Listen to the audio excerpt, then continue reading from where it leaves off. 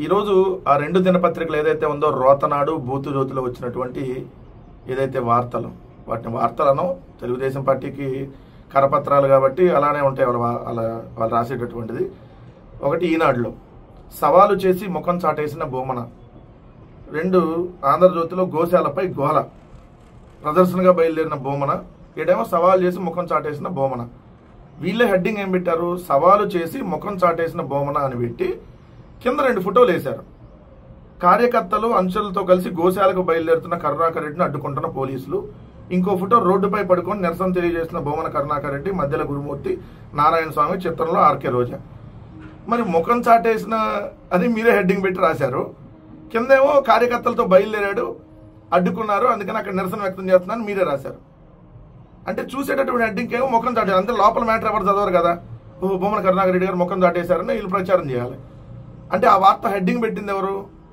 జర్నలిజంలో సున్నా అనుభవం ఉండి జర్నలిజం అంటే ఏందో తెలియనటువంటి ఈనాడు కిరణ్. ఆ కింద ఫోటోలు పంపించింది ఎవరు? పాప అక్కడ ఉన్నటువంటి జర్నలిస్ట్, ఈనాడు జర్నలిస్ట్. అంటే ఎంత తేడా ఉందో చూడండి మీరు.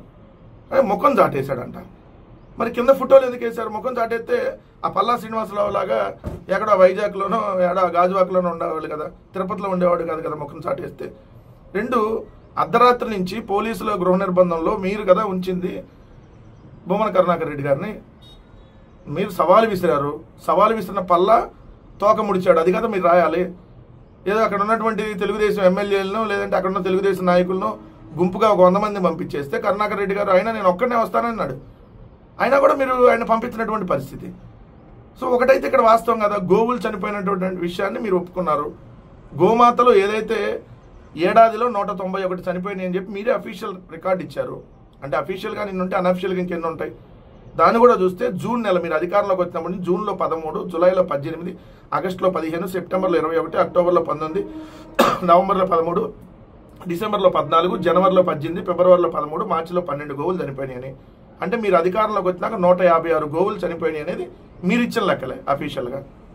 మరి మేము కూడా చెప్పింది అదే కదా, 3 నెలల్లో 100 గోవులు చనిపోయినాయి అని చెప్పాము. కానీ మీరు 3 నెలల్లో 43 చనిపోయినాయని ఇచ్చారు. మేము 100 చెప్పింది విత్ ఆధారాలతో చెప్పాము, మీరు 43 అన్నారంటే చనిపోయిన మాట వాస్తవమే కదా.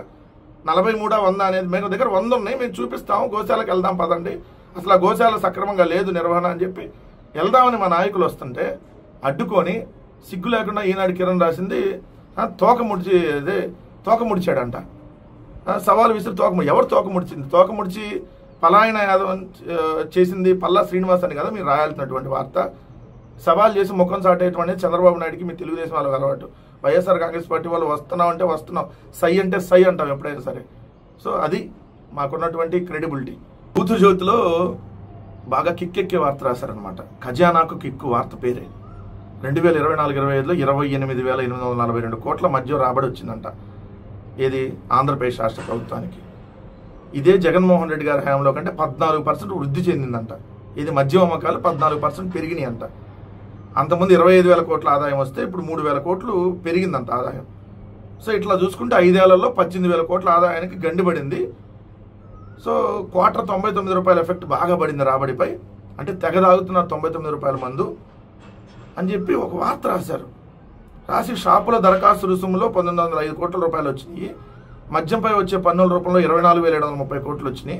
షాపులు, బార్లు, డిస్టిలరీపై లైసెన్సుల ఫీజుల రూపంలో 2,206 కోట్లు వచ్చినాయి. మొత్తంగా 28,842 కోట్లు డబ్బులు వచ్చినాయి మద్యం మీద. కిక్కెక్కింది అసలు. ఆ రాష్ట్ర ఖజానాకి కిక్కెక్కే వార్త రాశారు. ఇదే జగన్మోహన్ రెడ్డి గారి అంటే బాగా లిక్కర్ సేల్స్ పెరిగినాయి అంట. సిగ్గులేదు రాయటానికి రాధాకృష్ణ? లిక్కర్ సేల్స్ పెరిగినాయి అంటే తాగిస్తున్నారనే కదా, విచ్చలవిడిగా తాగిస్తున్నారని. అందుకనే కదా ఎక్కువ తాగితేనే కదా ఎక్కువ ఆదాయం వచ్చేది. అంటే జగన్మోహన్ రెడ్డి గారి హయాంలో తాగేవాళ్ళు తగ్గారని నువ్వే ఒప్పుకున్నట్టు రాసావు కదా. మరి ఆ రోజుల్లోనేమో తెగ తాగేస్తున్నారు, అసలు ఇంత ఆదాయం వచ్చేస్తుంది, ఏది నాన్న బుడ్డి అమ్మ ఒడికి ఇచ్చే డబ్బులన్నీ నాన్న బుడ్డి నుంచే ఇస్తున్నారు అన్నారు కదా. మరి ఈరోజు నాన్న బుడ్డులు ఎక్కువ మంది తాగుతున్నారు. మీరే చెప్పారు కదా 99 రూపాయలు ఎక్కరు. మరి అమ్మ ఒడి ఎందుకు ఇవ్వలేదు? ఒక ఏడాది మొత్తం ఎందుకు వదిలేశారు? ఇప్పుడు ఈ ఏడాది కూడా బడ్జెట్లో అయితే పెట్టారు, ఇస్తారో లేదో తెలియదు. మరి నానబుడ్డులు ఇస్తున్నారు కానీ 99 రూపాయలకి నానబుడ్డులు ఇచ్చి తాగండి, తాగి ఓగండి అని చెప్పి మరి అమ్మ ఒడి ఎందుకు ఇవ్వట్లేదు? 14% పెరిగినాయి అంట. రాష్ట్ర సిగ్గు లేకుండా అట్ట రాస్తున్నారు చూడండి. 2023-24లో 4.55 కోట్ల కేసులు మద్యం అమ్మితే ఇప్పుడు 4.97 కోట్ల కేసుల మద్యం అమ్మారంట. లిక్కర్లో 7.38%, బీర్లో 14.13% అమ్మకాలు పెరిగాయి. అంటే విచ్చలవిడిగా మద్యం అమ్మకాలు పెరిగినాయి అని చెప్పి రాశారు. రోజు జిల్లా పేపర్లోకి వెళ్తే ఓపెన్ బార్లు, మద్యం షాపుల్లో ఇచ్చేదిగా లూజ్ సేల్స్, డిస్పోజల్ గ్లాసులు, వాటర్ ప్యాకెట్లు అమ్ముతున్నారు. కాకినాడ సిటీ బదులు మద్యం అమ్ముతున్న బెల్ట్ షాపు, కొనడం తాగటం అక్కడే బార్లను తలపిస్తున్న వైన్ షాపులు, ఇచ్చేదిగా అనధికార పర్మిట్ రూములు, మామూలు మత్తులో జోగుతున్న అధికారులు. అలానే మీరు వార్తలు చూస్తే నిర్విరామంగా బెల్ట్ షాపులు, 24 గంటలు బెల్ట్ షాపుల వ్యాపారం, ఎక్కువ 5 గంటలకే బెల్ట్ షాపుల వ్యాపారం. అంటే 5ంటికే పొద్దున్నే ఆంధ్రాలో మందు దొరుకుతుంది. 40,000 కడితే బెల్ట్ షాప్ ఇచ్చేస్తున్నారు. హిందూపురం వల్ల మధ్యపురం అయిపోయింది. Syndicate full kick, double kick, ఒక్కరోజు 28 కోట్ల బిజినెస్.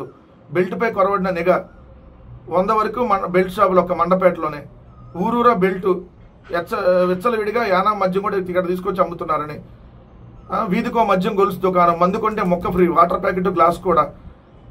ఇవన్నీ మీ పత్రికల్లో వచ్చినటువంటి వార్తలే, ఏదైతే మీ పత్రికల్లోనే వచ్చింది. అంటే విచ్చలవిడిగా మద్యాన్ని తాగండి, తాగి ఓగండి అని చెప్పి 99 రూపాయలకే ఏదైతే పిచ్చి బ్రాండ్లు ఈ దేశంలో ఎక్కడ ఉండవు అంత వరస్ట్ బ్రాండ్లు తీసుకొని వచ్చి, ఏది సుమో విస్కీ అంట, సుమో టాటా సుమో వాళ్ళు Sumo whisky, short whisky, Bengaluru malted whisky, Kerala malted whisky, ఈ ఎక్కడన్నా ఉంటాయా? ట్రాపికోనా బ్రాందీ, ఇలా చీప్ బ్రాండ్లన్నీ తీసుకొని వచ్చి ఈ రాష్ట్రంలో ఉన్నటువంటి మద్యం తాగే వాళ్ళని చంపేస్తూ మీరు ఈరోజు విచ్చలవిడిగా గుడి పక్కన బడి పక్కన ఏరులై మద్యం పారుతా ఉంటే, మద్యం వల్ల ఆదాయం బాగా వచ్చింది. ఏం చేశారు ఈ ఆదాయం? సరే వచ్చింది, ఏం చేశారు ఈ ఆదాయం? ఒక్కరికన్నా ఒక పథకం ఇచ్చారా కనీసం? జగన్మోహన్ రెడ్డి గారి హయాంలో ఏం జరిగినా రాద్ధాంతం. ఆయన భూమ్ భూమ్ అని తీసుకొని వచ్చాడు. అది బేరా ఇంటర్నేషనల్ బ్రాండరా అని చెప్పి తెలుగులో చెబితే మీకు అర్థం కాదు. మనిషికో మాట గొడ్డుకో దెబ్బ కదా, మీకు ఎలా చెప్పినా అర్థం కాదు. కానీ ఈరోజు 99 రూపాయలకు మాత్రం ఏదైతే అసలు ఈ దేశంలో ఎక్కడా లేనటువంటి గాలి బ్రాండ్లు, నీచమైనటువంటి బ్రాండ్లు, అసలు మనుషులు తాగే బ్రాండ్లు కాదు మీరు తీసుకొని వచ్చి ఈరోజు చంపుతా వాళ్ళని. మళ్ళీ కిక్కెక్కింది ఖజానాకని అని సిగ్గు లేకుండా మందు దాగి రాస్తాడు చూడండి వార్తలో. ఆ మందు దాగి రాసినట్లాగా రాశారు మీరు. సిగ్గన్నా ఉండాలి రాధాకృష్ణ గారు, మనిషివే కదా. ఇంకో వార్త, మే 2న అమరావతికి మోడీ వస్తున్నాడు. రాజధాని పునర్నిర్మాణ పనులు ప్రారంభించున్న మోడీ సాయంత్రం 4 గంటలకు ముహూర్తం. ఉమ్మడి గుంటూరు, కృష్ణా, ప్రకాశం, పశ్చిమ గోదావరి జిల్లా నుంచి సుమారు 5 లక్షల మంది ఈ సభకు హాజరవుతారని అంచనా. సభా ప్రాంగణానికి చేరుకున్నందుకు 9 రహదారులను గుర్తించారు. ప్రధాని పర్యటన ఏర్పాట్లపై ప్రభుత్వం ఇప్పటికే మంత్రుల కమిటీని నియమించింది. ఇది అమరావతికి మోడీ వస్తున్నారనేటువంటి వార్త. దానికి సంబంధించి ఇంకొక లింక్డ్ వార్త ఇంకోటి ఉంది. ఏదైతే షర్మిల గారు నాడు మట్టి కొట్టారు, నేడు సున్నం కొట్టడానికి వస్తున్నారు. అమరావతిపై చిత్తశుద్ధి ఉంటే 9 ఏళ్లుగా గాడిదలు కాస్తున్నారు. ప్రధాని మోడీపై షర్మిల మండిపాటు. ఓ పక్క మోడీ ఏమో చెల్లికి జరగాలి మళ్ళీ మళ్ళీ పెళ్ళి అనే సినిమాలో చెప్పినట్టుగా ఆల్రెడీ జరిగినటువంటి శంకుస్థాపన మరోసారి శంకుస్థాపన చేయడానికి అప్పుడే ఒక 100 కోట్లు, చెంబుడు నీళ్లు, గుప్పెడ మట్టి మన మొహాన్ జల్లిల్లారని సాక్షాత్తు ముఖ్యమంత్రి చంద్రబాబు నాయుడు గారే అన్నారు. 100 కోట్లు ఖర్చు పెట్టారు ఆ రోజు ప్రధాని మోడీ గారి పర్యటనకి. ఇప్పుడు మళ్ళీ ఇంకో 200-300 కోట్ల రూపాయలు ఖర్చు పెట్టడానికి 5 లక్షల మందిని గ్యాదర్ చేస్తున్నారంట. 5 లక్షల మందిని అక్కడికి పోగు చేసి, సో వాళ్ళందరికీ వెహికల్స్ అన్ని పెట్టి ఆ పర్యటన ఏర్పాట్లు మొన్న ఓన్లీ గ్రాఫిక్స్ వేయడానికి 1 కోటి రూపాయలు చూశారు కదా. మొన్న అమరావతిలో ఏదైతే చంద్రబాబు నాయుడు గారు మోడీ గారు పర్యటనలో మోడీ గారికి చూపించడం కోసం, సచివాలయం ఇలా కడుతున్నామని చూపించడం కోసం 88.5 లక్షల రూపాయలకి టెండర్ పిలిచారు. ఏదో 3D గ్రాఫిక్స్ కోసం. అంటే దాదాపు 200-300 కోట్లు పైగా మోడీ గారి పర్యటన కోసం ఖర్చు పెడతారు, దాంట్లో డౌట్ లేదు. ఇక్కడ షర్మిల గారి చేత వీళ్ళే ట్వీట్ పెట్టిస్తారు. పెట్టించి మోడీ గారిని తిట్టియటం. ఎందుకు వస్తున్నాడు కదా అప్పుడు మోడీ గారు కాంగ్రెస్ పార్టీ అధ్యక్షురాలుగా తిడితే ఆయన ఏమన్నా ఎక్కువ వరాలు ఇస్తాడనో మరి అట్లో, దాంట్లో కూడా మళ్ళీ జగన్మోహన్ రెడ్డి గారిని కూడా లాక్కొని వస్తామా.